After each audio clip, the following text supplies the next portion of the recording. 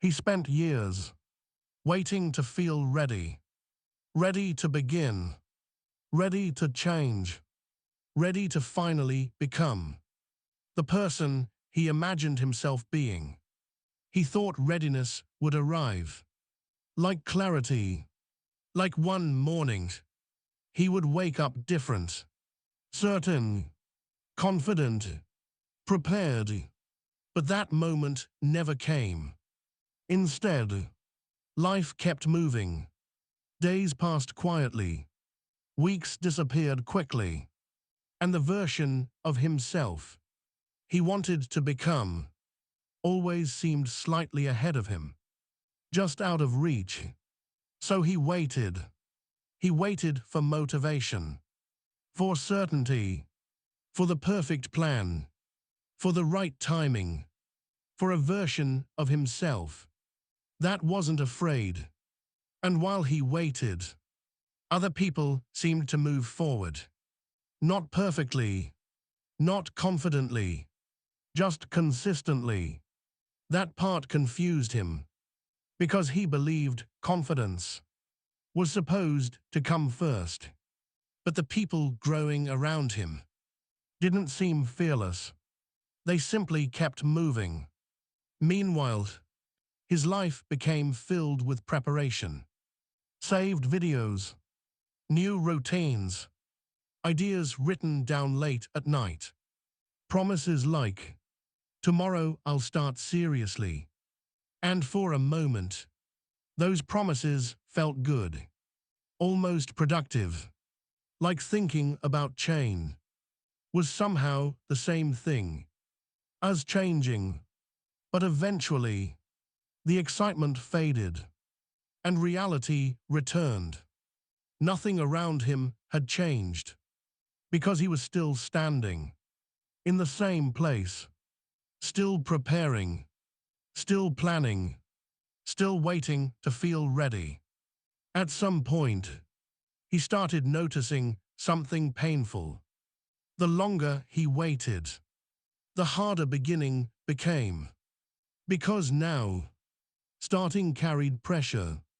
Pressure to do it perfectly. Pressure to not fail again.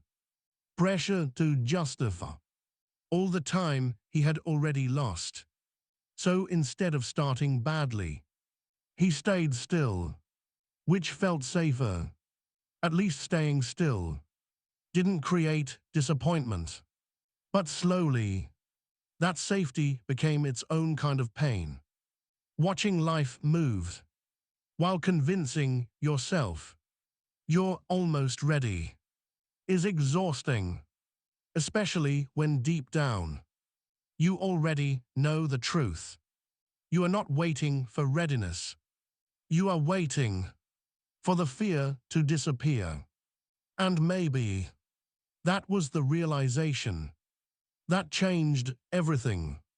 Because fear never disappeared. Not completely. Not for him. Not for anyone. The people he admired probably felt uncertainty too. They just didn't treat uncertainty like a stop sign. That thought stayed with him. And one evening, without making a big decision, without feeling inspired, without suddenly becoming confident, he started small, almost embarrassingly small. No dramatic transformation, no perfect morning routine, no cinematic breakthrough moment, just movement. And honestly, it didn't feel powerful. It felt uncomfortable, messy, incomplete, but real. For the first time in a long time, he stopped trying to feel ready and simply allowed himself to begin unprepared. Something about that changed him. Not immediately, but quietly, because action taught him something preparation never could. Confidence wasn't created before movement. It was created through movement. The people moving forward in life were not people without fear. They were people who stopped negotiating with it. And slowly, he stopped asking himself, "What if I'm not ready?" and started asking, "What happens if I never begin?" That question frightened him more. So he kept going, not perfectly, not fearlessly, but consistently enough to stop standing still. Some days still felt uncertain. Some mornings still carried doubt. But now he understood something he wished he had known earlier. Readiness is not something you wait for.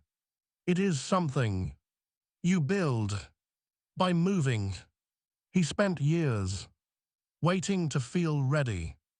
And in the end, the only thing he actually needed was to begin.